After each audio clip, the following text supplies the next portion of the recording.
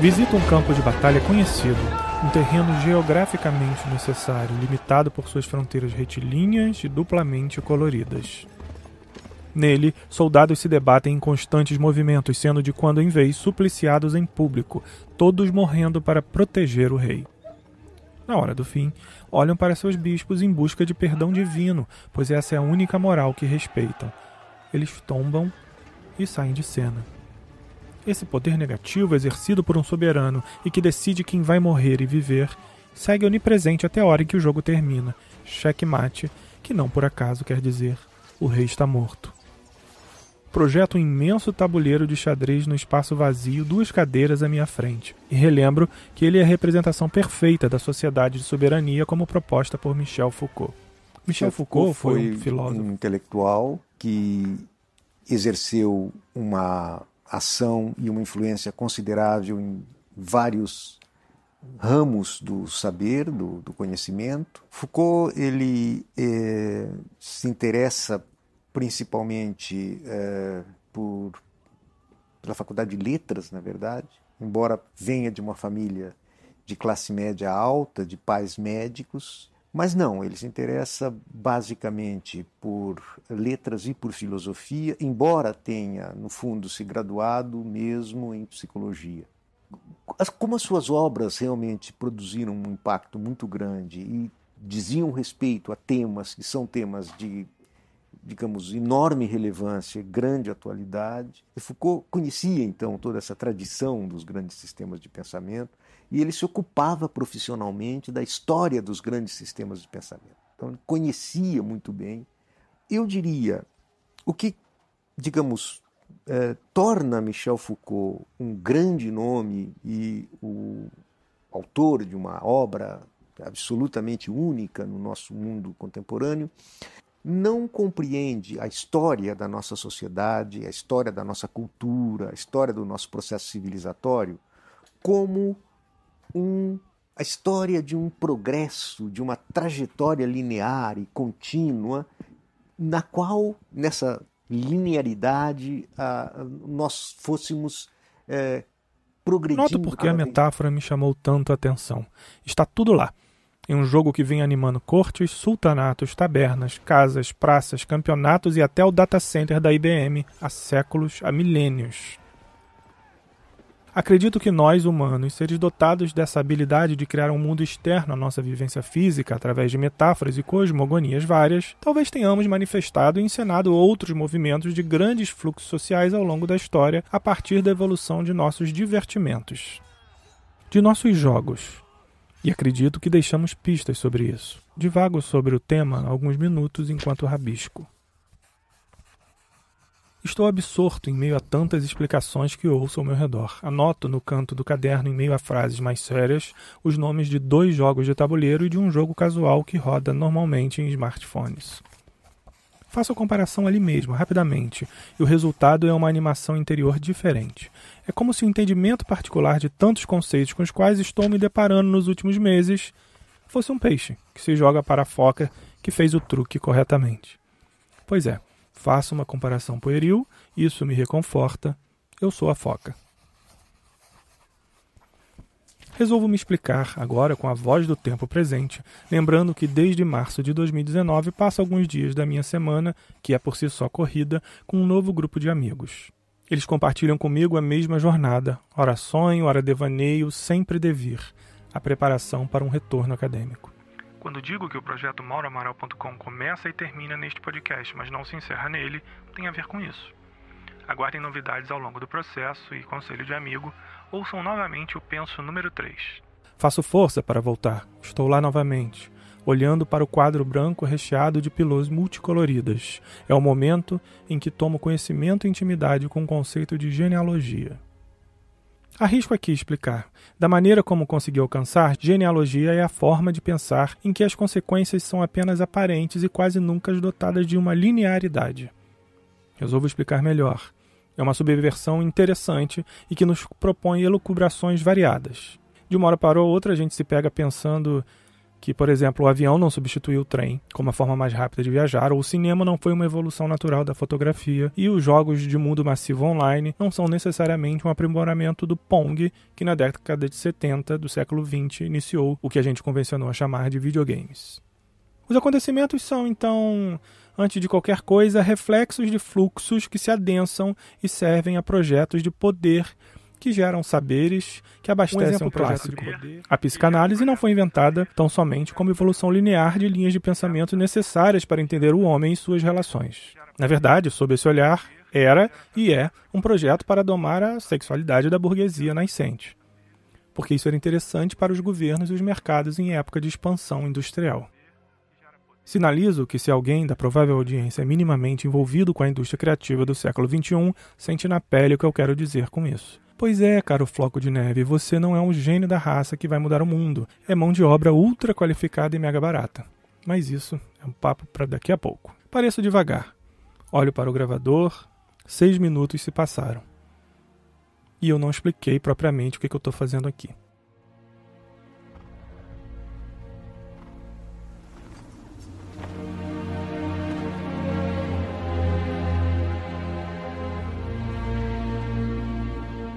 Pois então hoje, no Penso número 6, quero visitar 2 espaços mentais além dessa batalha milenar que abriu o episódio.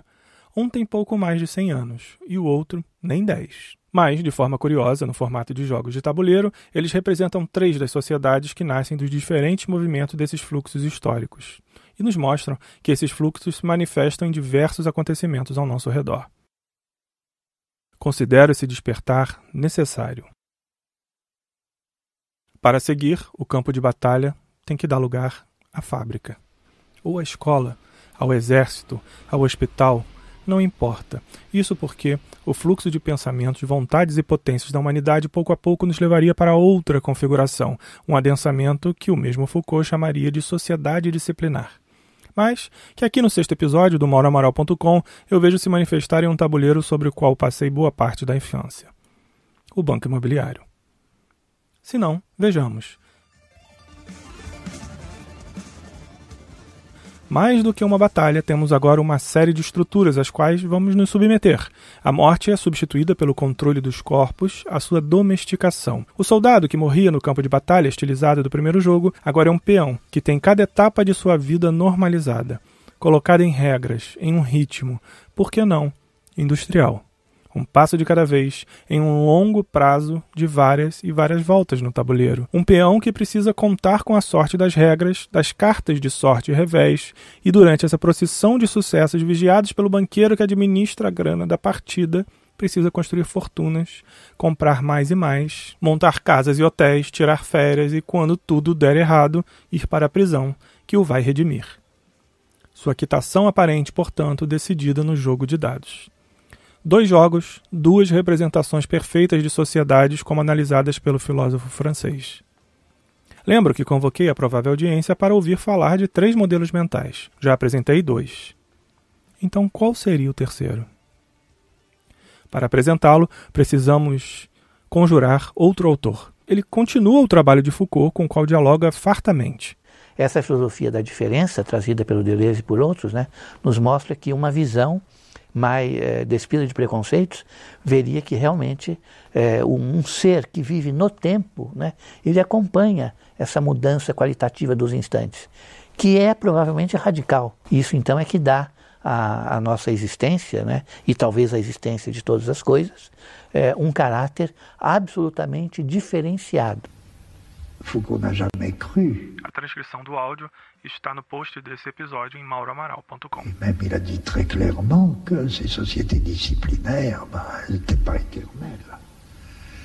Et bien plus, il pensait évidemment que nous entrions, nous, dans un type de société nouveau. Entrons dans des sociétés de contrôle. Pois bem, qual seria o jogo para representar a sociedade do controle como proposta por Deleuze? Na verdade, qualquer um que esteja no seu bolso neste exato momento no seu smartphone, que você não larga, que rouba o seu sono.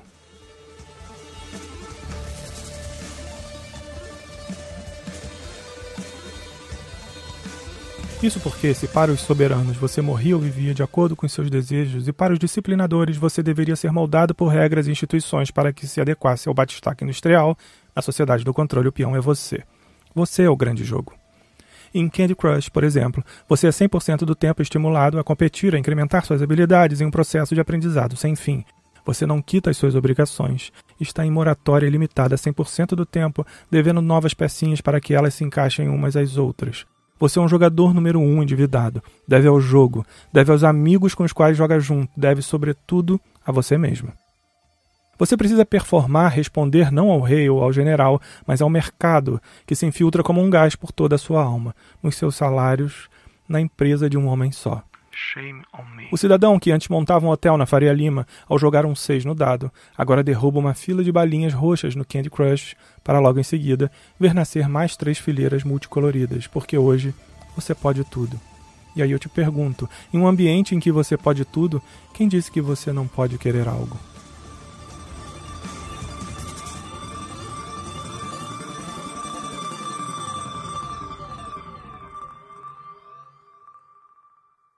Folheio novamente o caderno daquele dia, revisitando as anotações sobre as 3 sociedades e esse insight da manifestação de seus adensamentos em jogos de tabuleiro tão corriqueiros. Você pode pensar, existem versões do jogo de xadrez para smartphones, assim como quebra-cabeças coloridos e analógicos há muitos séculos. Então, eu lembraria a você mais uma vez que não é a tecnologia em si que conta. É o que de fenômenos e disputas aquele divertimento procura representar como metáfora, em um momento específico para certos grupos e com objetivos determinados e quase nunca aparentes. E mais do que isso, sinalizo 2 coisas importantes. A primeira, o despertar para pensar deve ser valorizado nos espaços de hoje. Se a provável audiência não se propor a mudar o seu entorno, pouco mudará.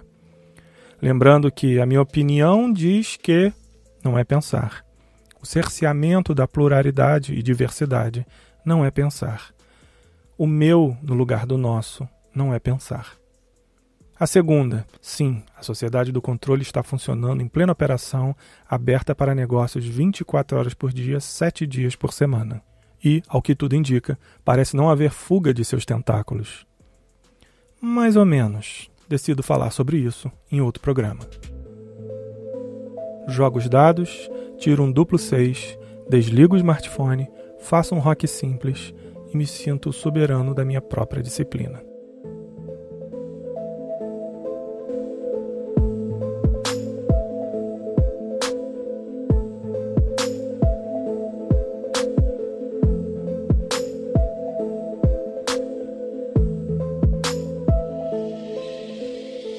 MauroAmaral.com é o contato direto entre o fluxo da minha consciência e os ouvidos da sua.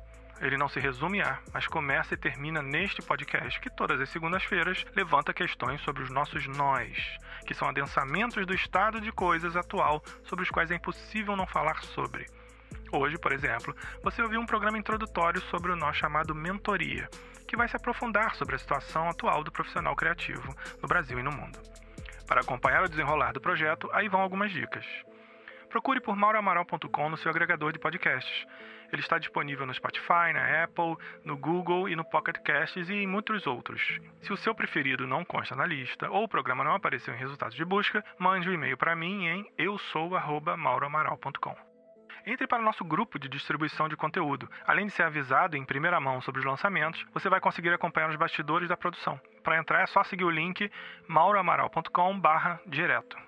Assine a nossa newsletter. Todas as segundas-feiras, quem participa do projeto recebe uma newsletter não só avisando do programa, como dos próximos passos do conteúdo. Para assinar, é só acessar mauroamaral.com. Lá no menu tem o link newsletter.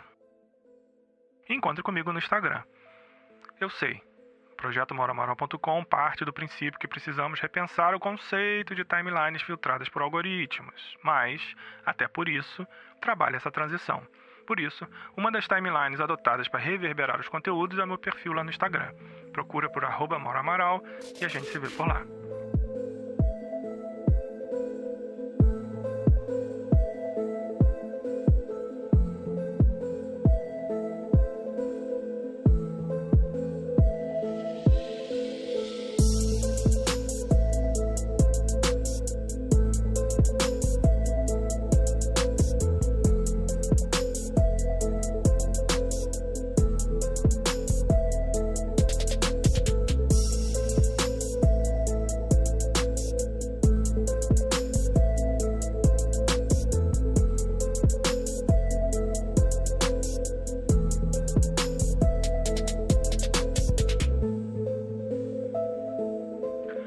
Censo número 6, gravado em 14 de agosto de 2019.